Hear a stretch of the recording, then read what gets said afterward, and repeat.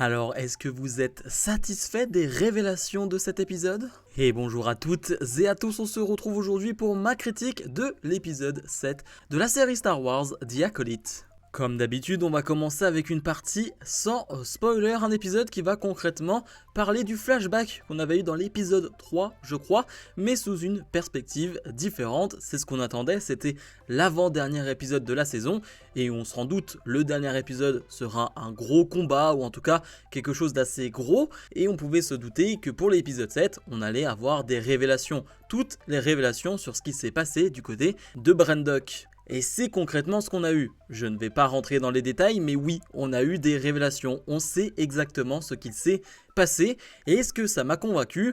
Oui. Concrètement, j'ai été convaincu par l'épisode, en tout cas par les révélations et par la manière dont ça a été fait. Ça, j'ai pas trop de problème là-dessus. J'aime beaucoup les nuances qui sont apportées. On ne peut pas dire que ce personnage est le méchant, on ne peut pas dire que le personnage-ci est le méchant, mais c'est plutôt un ensemble de choses, et c'est pour ça que c'est intéressant de nuancer à chaque fois. Il n'y a pas de grand méchant finalement dans ce flashback, peut-être une personne et on en parlera, mais concrètement, c'est un ensemble d'erreurs, c'est un ensemble de choses qui vont nous mener à ce désastre. Le côté révélation donc ne me pose pas problème. Par contre, une nouvelle fois, en termes de montage, je trouve ça très mal découpé, très mal fait. Vraiment, je trouve qu'il y a un problème dans cette série, mais ça on le dit depuis le premier épisode, il y a un problème de montage. Depuis le premier épisode, je trouve que c'est mal réalisé, je trouve qu'il y a un problème en termes de rythme, qu'il y a un problème en termes de choix d'image, il y a un truc qui va pas en termes de montage. Et c'est vraiment le cas, c'est très flagrant lors de cet épisode. On va pas trop s'embêter, certes, on va avoir différents points de vue, mais à plusieurs reprises, on va nous remettre les mêmes images que l'épisode 3. Je trouve que c'est un peu feignant. Je veux bien remettre quelques images, quelques secondes, mais il y a des scènes où c'est les mêmes pendant 20-30 secondes. Et franchement, je trouve que c'est de la feignantise. Autant voir ces scènes sous différents points de vue, mais pas dans son entièreté, ça me va.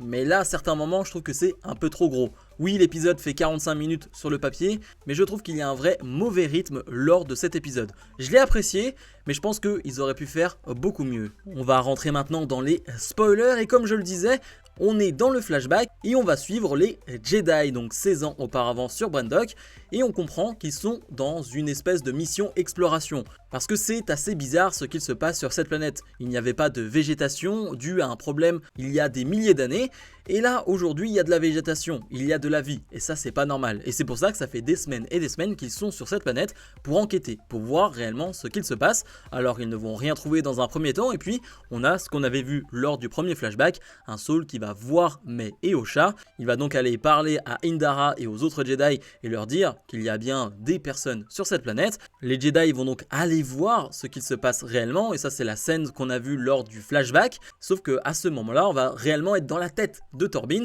Vous savez, à un moment donné lors de l'épisode 3, Torbin était manipulé, il était à genoux, il avait les yeux noirs, on se demandait ce qu'il se passait, et bien on va être dans sa tête. Et on comprend à ce moment-là, lorsque les Jedi sont intervenus, et bien que Aniseya est dans sa tête, et on le voit, c'est plutôt joli d'ailleurs la manière dont c'est réalisé, et Aniseya va essayer de sortir les plus gros désirs de Torbin à ce moment-là, et il en avait fait part plus tôt dans l'épisode. Il veut rentrer chez lui, il en a marre d'être là, il trouve que la mission n'a pas réellement de sens, il veut simplement rentrer sur Coruscant, et concrètement c'est ce qu'elle va essayer de ressortir de chez lui.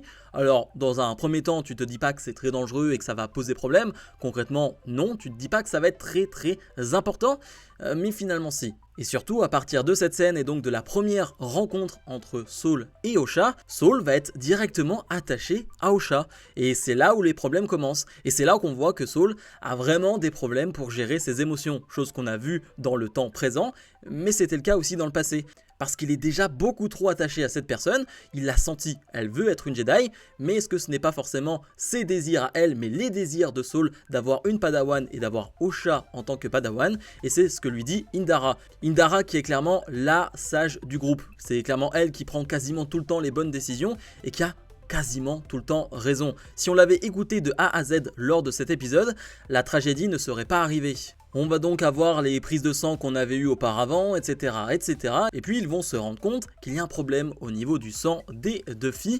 Et bien parce qu'il y a une espèce de symbiote. Elles ont le même sang, avec exactement la même composition. Et ça c'est pas normal, même pour deux jumelles, ce n'est pas normal. Et ils comprennent qu'elles ont été créées artificiellement. Et ça pose problème. C'est quelque chose qu'on n'a pas réellement le droit de faire. Comme on l'a vu, Osha a passé les tests brillamment et du coup ils vont demander au Conseil Jedi s'ils peuvent ramener Osha. Et avant d'aller plus loin, eh bien, le Conseil Jedi va leur répondre que non, ils n'ont pas le droit de ramener Osha. Et d'ailleurs, ils leur disent de quitter la planète. Ils leur disent, ok, vous êtes sans doute allé un peu trop loin dans la mission, ça ne nous regarde pas vraiment, on va pas aller plus loin. Mais vu qu'il y a l'histoire de ces deux sœurs qui ont été créées artificiellement, ça va aller plus loin. Et une nouvelle fois, si on avait écouté les ordres assez précisément, ça n'aurait pas été plus loin. Parce que Saul et Torbin vont donc se retrouver dans l'endroit où il y a les sorcières.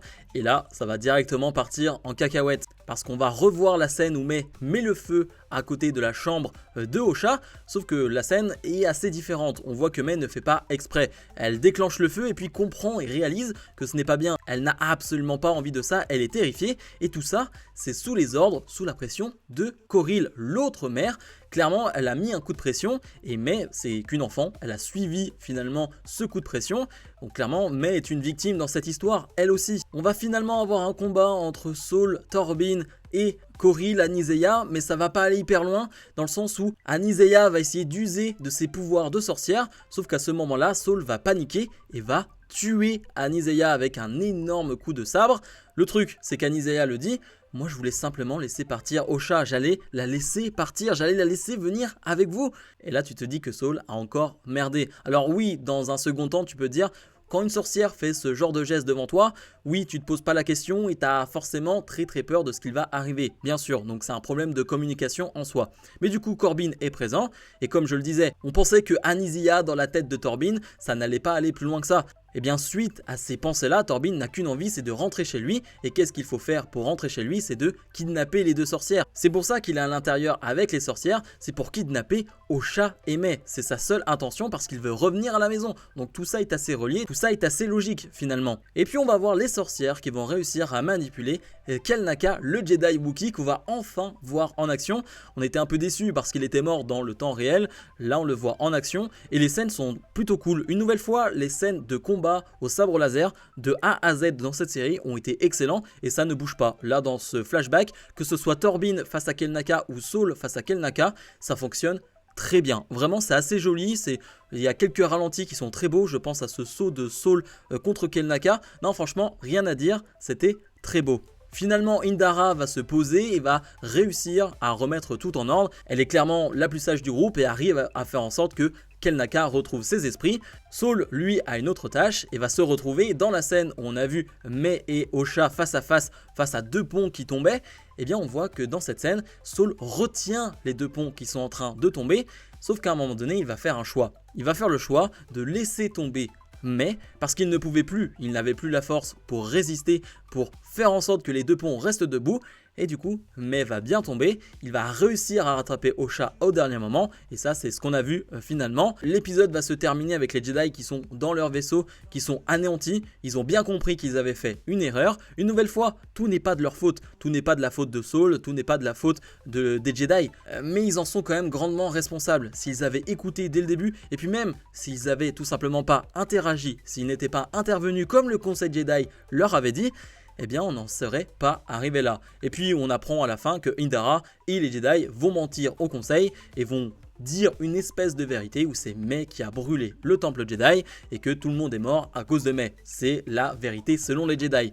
Donc comme je l'ai dit, c'est un épisode que j'ai apprécié dans le fond parce que ça montre que les Jedi ont certes les meilleures intentions du monde et c'est d'ailleurs ce que dit Anisea. Ces bonnes intentions vont vous coûter très cher dans le futur, ce qui est vrai, mais la réalisation n'est pas toujours bonne et c'est le cas dans cet épisode. Ils veulent bien faire sur le papier, vraiment, mais la réalisation n'est pas bonne. Et en parlant de réalisation, comme je le disais, mon problème avec l'épisode, c'est le montage que je trouve pas assez dynamique ou mal fait. J'ai pas réellement les mots, je suis pas assez un spécialiste pour vous donner les bons mots, mais pour moi il y a un truc qui cloche en termes de montage. Je suis pas hyper happé tout le long de l'épisode parce qu'il y a un truc qui va pas.